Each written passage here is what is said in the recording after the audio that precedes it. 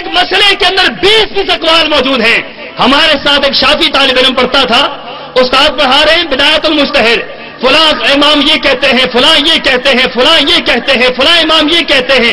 ایک مرتبہ وہ تنگ آ کر کھڑا ہو گیا, وہ کہنے لگا استاد جی یہ تو بتلائیں کہ فلاں امام یہ کہتا ہے, فلاں یہ کہتا ہے, فلاں یہ کہتا ہے. ہم اماموں کی باتیں سن رہے ہیں, اللہ کے رسول نے کبھی کچھ نہیں کہا. آپ خاموش رہے پوری زندگی. ہمیں یہ بتلائیں اللہ کے رسول نے کیا کہا ہے, اللہ نے کیا کہا ہے.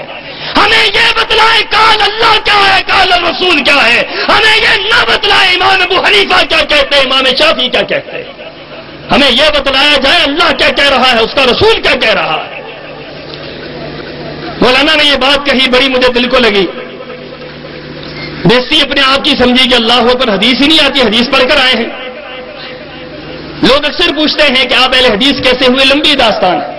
لیکن اگر ایک حرف کے اندر بات کہوں تو یہ ایک حرفی بات یہ ہے, جب حدیث نہیں پڑھی تھی اہل حدیث نہیں تھے. جب حدیث نہیں پڑھی تھی اہل حدیث نہیں تھے. اہل حدیث اس وقت بنے, نکلے حدیث پڑھنے کے لیے کہ اب حدیث کو پڑھیں گے اور حدیث پڑھ کر اہل حدیث کا مقابلہ کریں گے. حدیث کس لیے پڑھیں گے, اہل حدیث کا مقابلہ کریں گے. خدا کی قسم ہے, جب میں حدیث پڑھنا شروع ہوا میں نے دیکھا, بخاری شریف کو اٹھایا, وہاں پر مجھے اہل حدیث کا مسلک نظر آیا. مسلم شریف کو اٹھایا, اہل حدیث کا مسلک نظر آیا. ابو داؤد, نسائی, ترمذی کو اٹھایا, اہل حدیث کا مسلک نظر آیا. صحاح ستہ دوسرے درجے, تیسرے درجے, چوتھے درجے کی کتابوں کو اٹھایا, وہاں پر مسلک اہل حدیث نظر آیا.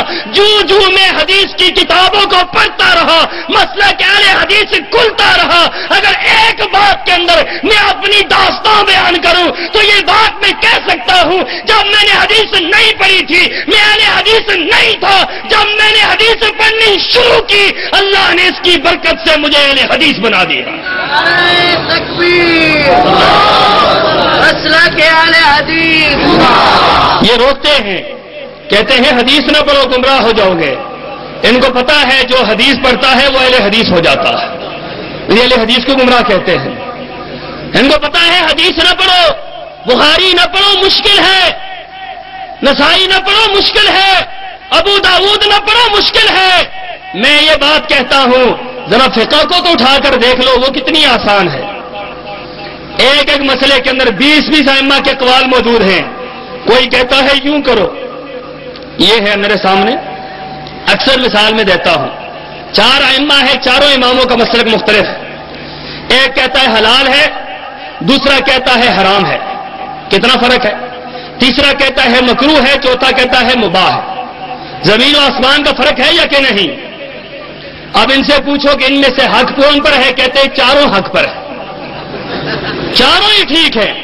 میں بڑا حیران ہوتا ہوں اس بات سے جو یہ بات کہہ دیتے ہیں چاروں ٹھیک ہیں, حالانکہ چاروں کو یہ مانتے نہیں مانتے, ایک کو مانتے ہیں.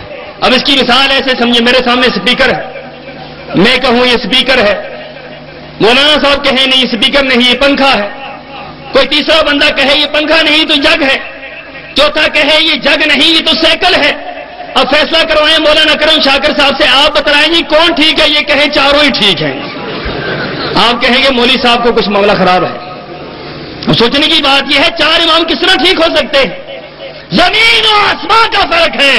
صرف ایک نماز کو اٹھا کر دیکھو, تکبیر تحریمہ سے نماز شروع ہوتی ہے اور سلام پر نماز ختم ہوتی ہے. نماز کو اٹھا کر دیکھو, ایک نماز کے مسئلے پر 700 جگہ پر اختلاف نظر آتا ہے. 700 جگہ پر ایک ایک حرف پر اختلاف موجود ہے. اماں طہارت میں اختلاف, وضو میں اختلاف, نیت میں اختلاف, سنت میں اختلاف, فرائض میں اختلاف, واجبات میں اختلاف, سورہ فاتحہ میں اختلاف, آمین میں اختلاف, رفع یدین میں اختلاف, تبرک میں اختلاف, بیٹھنے میں اختلاف, کھڑے ہونے میں اختلاف. سارے کے سارے مختلف ہیں, لیکن جب پوچھا جائے کیا ہے کہتے سارے حق پر ہیں. میں حیران ہوا, میں نکل کھڑا ہوا تحقیق کے لیے کہ تحقیق کرنی چاہیے کون حق پر ہے کون نہیں ہے. اور خدا کی قسم ہے میں یہ بات آپ سے کہہ دوں کہ جو شخص نیوٹو ذہن کر کے صاف ذہن رکھ کر جو تحقیق کے لیے نکلتا ہے میرا ایمان ہے کہ اس کی منزل اہل حدیث پر آ کر رک جاتی، وہ اہل حدیث بن جاتا۔ اب میں کیا دیوبندی علماء کے پاس، اپنے خاندان کے بڑے بڑے علماء ہیں ان کے پاس گیا، دیوبندی علماء کے پاس جاتا، ادھر سے اہل حدیث علماء کے پاس آتا، ان کے دلائل لیتا، ادھر آتا، ان کے دلائل لیتا، ادھر جاتا۔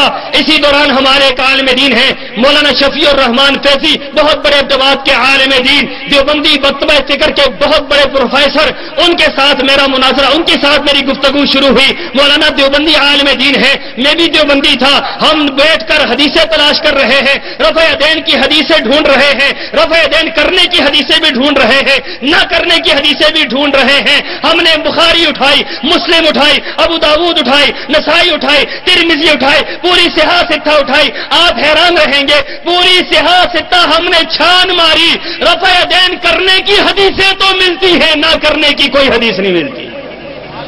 حیران ہو گئے کہ ہمیں اپنا مسلک تو نظر ہی نہیں آ رہا۔ رات کو سو گئے، کہنے لگے بھائی صبح تلاش کریں گے۔ صبح میں اٹھا، میں نے دیکھا مولانا سنتیں پڑھ رہے ہیں اپنے حجرے کے اندر اور ساتھ ساتھ رفع یدین کر رہے ہیں، حنفی عالم دین رفع یدین کر رہے ہیں۔ اور خدا کی قسم ہے میں نے کئی حنفی علماء کو دیکھا رفع یدین کرتے ہیں۔ آپ نے کبھی آج تک اہل حدیث علماء کو بند کمرے کے اندر ایسے نہیں دیکھا ہوگا کہ وہ رفع یدین نہ کرتے ہیں، کیونکہ ان کو پتا ہے رفع یدین سچ ہے، نہ کرنا کسی حدیث سے ثابت نہیں ہے۔ ان کو پتا ہے کرنا سچ ہے، نہ کرنا کسی حدیث سے ثابت نہیں، تب وہ اپنی جگہ پر کر لیتے ہیں۔ ایک حنفی عالم دین جو میرے استاد تھے، مجھے کہنے لگے میں کبھی کبھی رفع یدین کرتا ہوں لیکن اپنے کمرے میں کرتا ہوں۔ میں نے کہا استاد جی باہر کیوں نہیں کرتے؟ کہتے ہیں لوگوں کا کیا کریں، لوگ بڑے پریشان کرتے ہیں۔ میں نے کہا استاد جی یہ بات بتلائیں کہ آپ سورہ فاتحہ امام کے پیچھے پڑھتے ہیں؟ کہنے لگے یہ بات بتلانا کسی کو نہیں، میں کبھی کبھی سورہ فاتحہ بھی پڑھ لیتا ہوں۔ میں نے کہا حضرت وہ کیسے؟ کہتے ہیں اس وجہ سے کہ اگر کل اللہ نے کہہ دیا تمہاری کوئی نماز قبول نہیں ہے، سورہ فاتحہ نہیں پڑھی، میں کہوں گا اللہ یہ چند ہی نمازیں قبول کر لے جو سورہ فاتحہ کے ساتھ ہوئی۔ خدا کی قسم ان کو بھی یقین ہے اس بات کا، یقین ہے ان کو اس بات کا کہ کائنات کے اندر سب سے سچا مسلک اہل حدیث کا مسلک ہے، ان کو یقین ہے اس بات پر۔ اور میں نے دیکھا مولانا رفع یدین کر رہے، بڑا حیران ہوا۔ میں نے اٹھتے ہی سوال کیا، میں نے کہا مولانا آپ اور رفع یدین؟ کہتے ہیں بھائی اوپر جا کر نماز پڑھتے ہیں، واپس آئیں گے پھر بات کریں گے۔ جا کر اوپر نماز پڑھائی مولانا نے، مسجد کے اندر کھڑے ہوئے وہاں پر نماز پڑھائی۔ میں پہلی صف میں کھڑا ہوں، میں دیکھ رہا ہوں کہ مولانا الدیس ہو گئے، اللہ خیر کرے۔ اب میں الدیس نہیں تھا، میں نے رفع یدین نہیں شروع کی، مولانا نے شروع کر دی ہے۔ اب میں نے دیکھا تو مولانا نے نماز پڑھائی، رفع یدین نہیں کیا، نیچے رفع یدین کے اوپر نہیں کیا۔ واپس آئے نیچے حجرے میں نے فوراً سوال کیا، میں نے کہا مولانا آپ نے حجرے کے اندر رفع یدین کیا ہے، اوپر رفع یدین نہیں کیا، ان دونوں میں سے کون سی نماز ٹھیک ہے، اوپر والی نیچے والی؟ کہنے لگے دونوں ہی نمازیں ٹھیک ہیں۔ میں نے کہا یہاں سے بیڑا غرق ہوتا ہے، یہاں سے نظام خراب ہوتا ہے، جو یہ کہتے ہیں سارے ٹھیک، سارے ٹھیک ہیں، یہ کیسے ہو سکتا ہے؟ دن بھی ٹھیک ہے، رات بھی ٹھیک ہے، صبح بھی ٹھیک ہے، شام بھی ٹھیک ہے، اندھا بھی ٹھیک ہے، بینا بھی ٹھیک ہے، نابینا بھی ٹھیک ہے، لنگڑا بھی ٹھیک ہے، ٹانگوں والا بھی ٹھیک ہے، یہ عجیب مسئلہ ہے۔ سارے ٹھیک، سارے کیسے ٹھیک ہو سکتے ہیں؟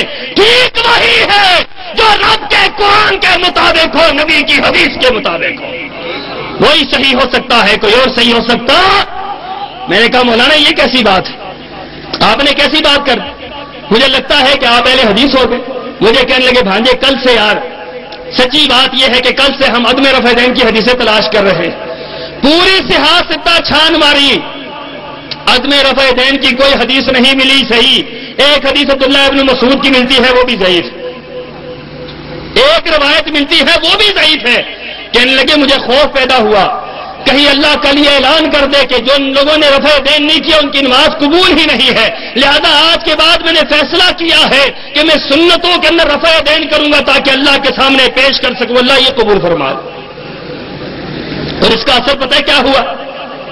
مولانا شفیع الرحمان فیضی جنہوں نے اس وقت رفع یدین شروع کیا، اللہ کا فضل دیکھو، اللہ کا فضل، اللہ کا کرم دیکھو، مولانا خود تو اہل حدیث نہیں ہوئے، ان کی ساری اولاد کو اللہ نے اہل حدیث بنا دیا، ساری اولاد اہل حدیث ہو۔ وہ کہتے ہیں ابو جی یہ کیا کرتے ہیں، کبھی رفع یدین کرتے ہیں کبھی نہیں کرتے، ہم نے ہمیشہ ہی شروع کر دینا۔ ساری اولاد نے نفع دین کرنا شروع کر دی. تحقیق کا ہی دور ہے.